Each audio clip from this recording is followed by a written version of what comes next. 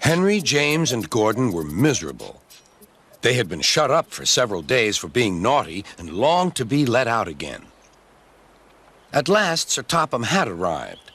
"I hope you are sorry," he said, "and that you understand that every job on the railway is important. We have a new tank engine called Percy, who helps pull coaches, and Thomas and Edward have worked the main line nicely. But I will let you out now if you promise to work hard." "Yes, sir," said the three engines, "we will." "That's good, but please remember that this no shunting nonsense must stop."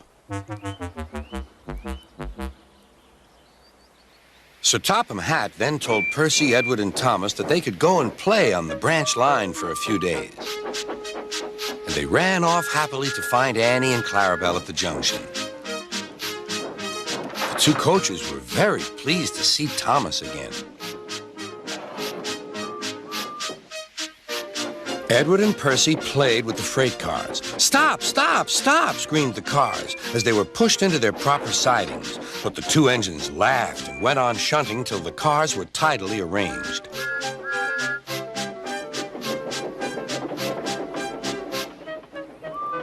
Next, Edward took some empty cars to the quarry. Percy was left alone.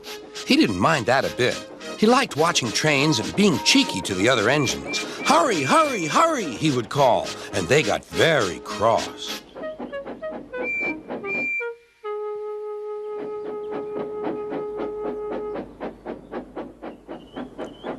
After a great deal of shunting, Percy was waiting for the signalman to set the switch so he could get back to the yard.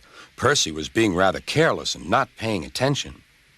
Edward had warned Percy, "Be careful on the main line. Whistle to the signalman that you are there." But Percy didn't remember to whistle, and so the busy signalman forgot him.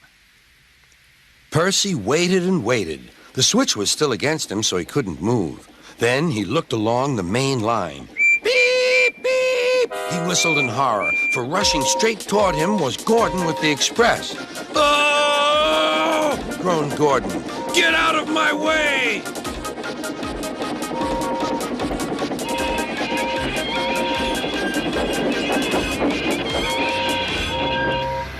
Percy opened his eyes. Gordon had stopped with Percy's buffers just a few inches from his own. But Percy had begun to move. "I won't stay here. I'll run away," he puffed.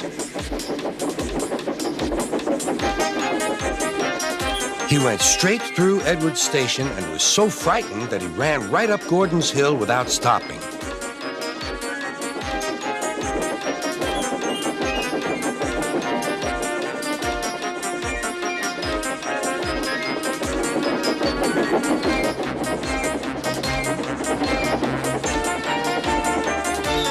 After that, he was tired, but he couldn't stop.